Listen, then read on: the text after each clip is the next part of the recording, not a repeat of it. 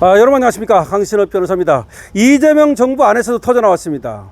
오죽했으면 말이죠, 이재명 정부의 규제합리화위원회 부위원장이 행정안전부, 국가보훈부 등 정부 부처가 스타벅스 불매운동을 독려하는 움직임에 대해서 이거 국가 권력이 개입한 불매운동은 법적, 경제적 관점에서 매우 위험한 조치다라고 직격했습니다.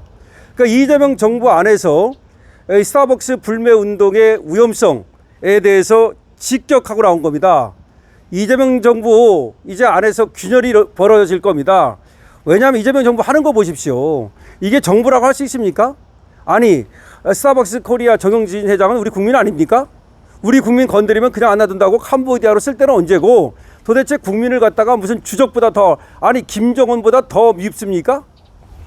자, 지금 이병태 규제합리화위원회 부위원장은 22일 페이스북에 글을 올려가지고 스타벅스의 탱크 텀블러 광고에 5.18 민주화운동 폄훼 논란에 따른 정부 부처의 불매운동에 대해서 소비자들이 자발적으로 특정 기업의 제품 불매를 선택하는 소비자 주권운동과 달리 정부나 공공기관 혹은 정치권이 주도하거나 배후에서 부추기는 불매운동은 많은 부작용을 낳는다고 비판했습니다.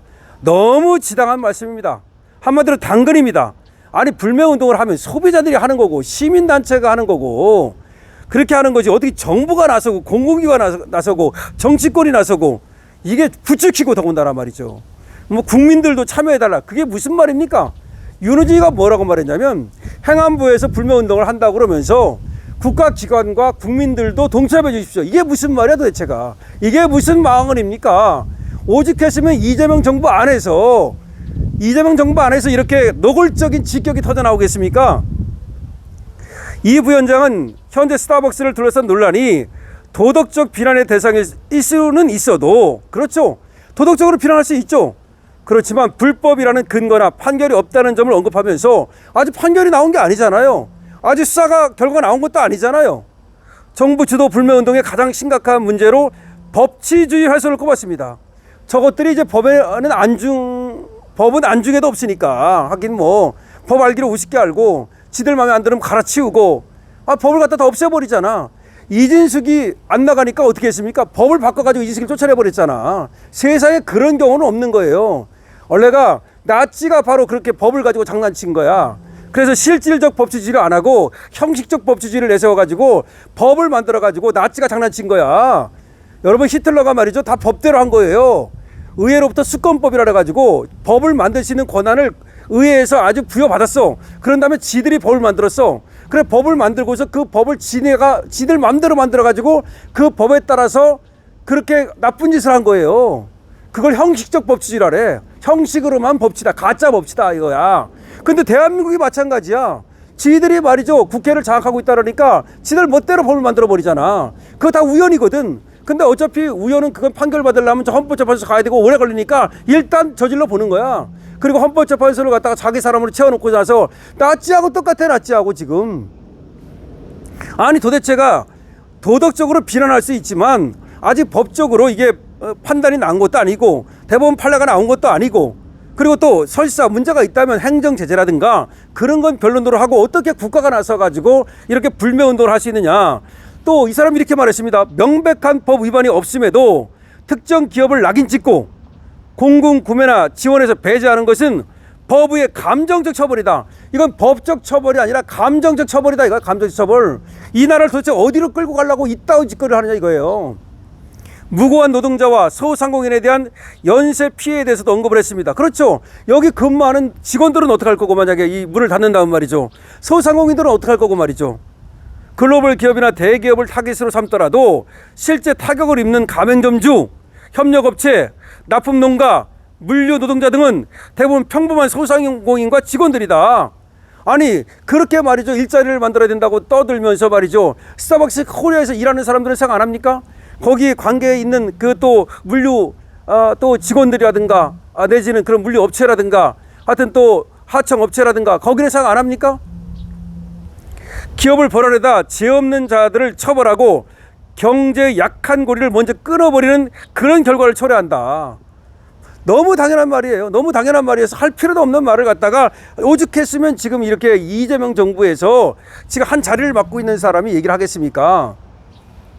이분은 또 이렇게 말했습니다. 나아가 정부가 특정 외산 브랜드나 기업을 겨냥해서 불매를 유도할 경우에 세계무역기구의 내국민 대우 원칙, 그러니까 자유무역협정 위반으로 제소당할 수 있고, 또 상대국의 보복 조치를 유발해서 무역 전쟁으로 번질 수도 있다.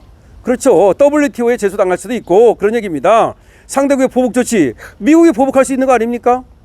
스타벅스가 미국 기업인 만큼 쿠팡이 미국 기업이라고 미 정부가 편들고 나서며 애교 갈등이 됐는데 스타벅스가 여기에 참여할 수도 있다. 쿠팡 사태처럼 스타벅스 사태가 퍼질 수 있다 이겁니다. 응? 아니 이렇게 지금 스타벅스가 원래는 미국 기업 아닙니까? 스타벅스 코리아가 이제 정영진이 하고 있는 것 뿐이지. 제2의 쿠팡 사태가 생길 수도 있다. 이 말을 하고 있는 거예요. 세계적인 무역 분쟁이 발생할 수도 있고, 그 전에 그게 아니라 하더라도 여기에 근무하는 직원들이라든가 이와 관계를 맺고 있는 하청업체나 납품업체나 이런 데는 또 생각 안 하느냐. 어떻게 그렇게 감정적으로 법 처벌도 아니고 감정적인 처벌을 할 수 있느냐라고 얘기하고 있는 겁니다. 아울러 기업이 정치적, 이념적 이유로 정부 차원의 불매 타깃이 되면 글로벌 투자자들은 해당 국가를 정책 리스크가 너무 높은 시장으로 판단하게 된다. 투자를 안 하게 된다는 거야. 이런 전형적인 코리아 디스카운트이자 장기적인 외국인 직접 투자의 감소로 이어질 수 있다. 누가 대한민국을 믿고서 투자를 하겠냐 이 말이야. 이걸 자본주의로 누가 보겠습니까?